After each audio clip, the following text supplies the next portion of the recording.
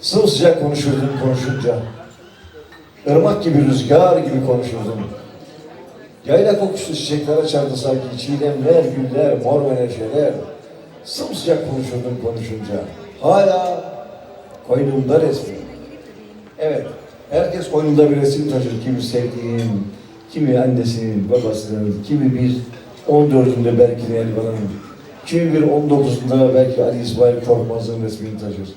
Kimi bir şekerden resim taşır yerinde, kimi bir Deniz Gezmiş resmi, kimi bir Mustafa Kemal Atatürk resmi taşır ki hiç bakmaz koynunda. Bir Ahmetlerin şiirine benim bestem.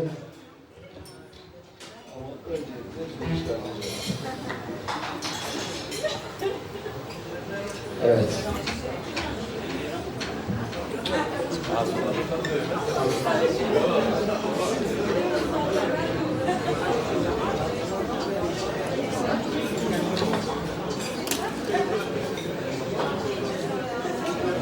Bu da bütün sevdalılar için, vefalı aşıklar için gelsin.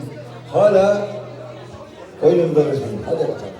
Bu şarkıda kemana çok dikkat. Kemancıya büyük alkışlar. Gökşen Şener şimdi 30 yıllık olan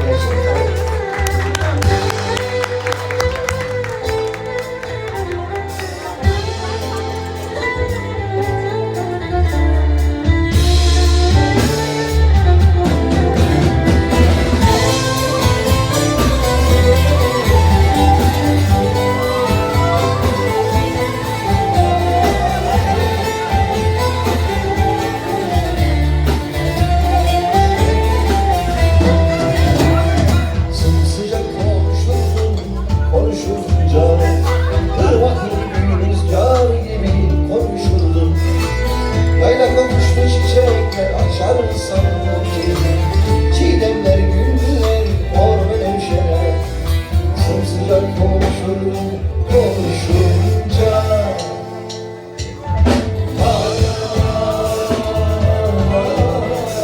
Koynumda resmi,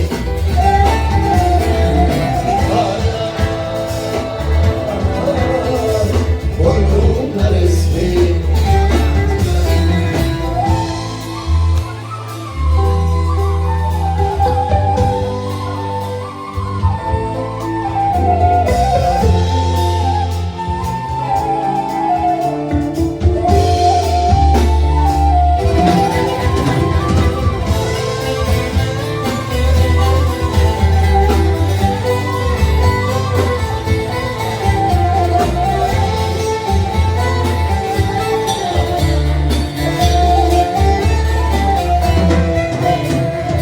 Dağları anlatırdım beden dostum, bir ceylan gibi sekerdim kelimeler.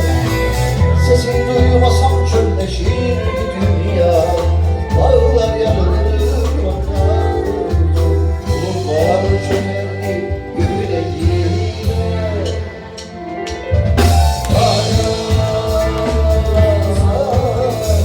Koynumda resmi,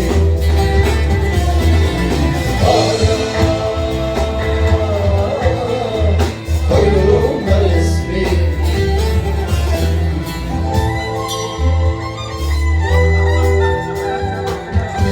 Gökşen Kenarca bir de sonra büyük sonra.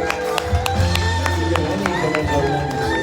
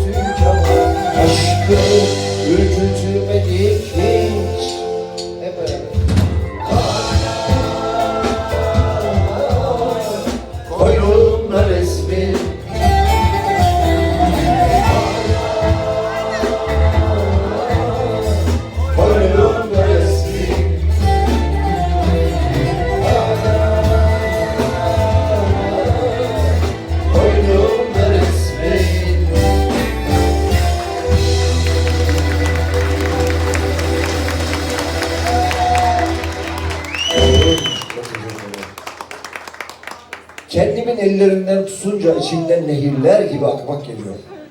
Yollara çıkmak, yolculuklara bakmak geliyor. Buralardan böylece geçsiz kaçmak geliyor. Dağlar için, sular için bana bir gül ver. Avuttuğum düşler için bana bir gül ver. Söküldüğüm güller için bana bir gül ver. Bana bir gül ver. Bana bir gül ver. Bana bir gül ver.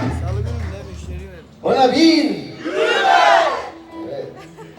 Çok güzel. Şimdi bu konuyu bu şarkıda istiyorum. Prova yapalım mı? Gerek var mı? Var. Pek vokaller şimdi evet Düşler Sokağı halk konusu. Olmadı mı? Evet, küçük bir prova. Hadi bak başlıyoruz. Kendimi ellerinden tutunca İçimden nehirler gibi akmak geliyor o.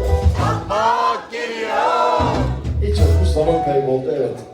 Basın sesini duyunca başlıyoruz. Evet. Tempo, elleri göreyim.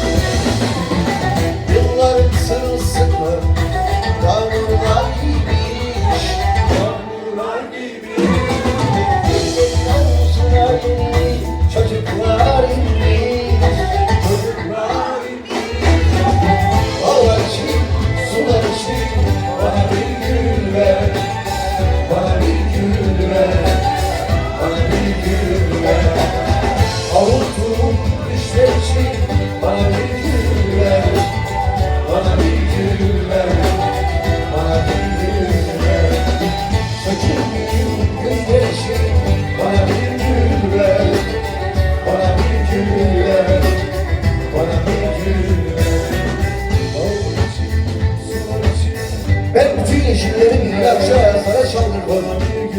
Sen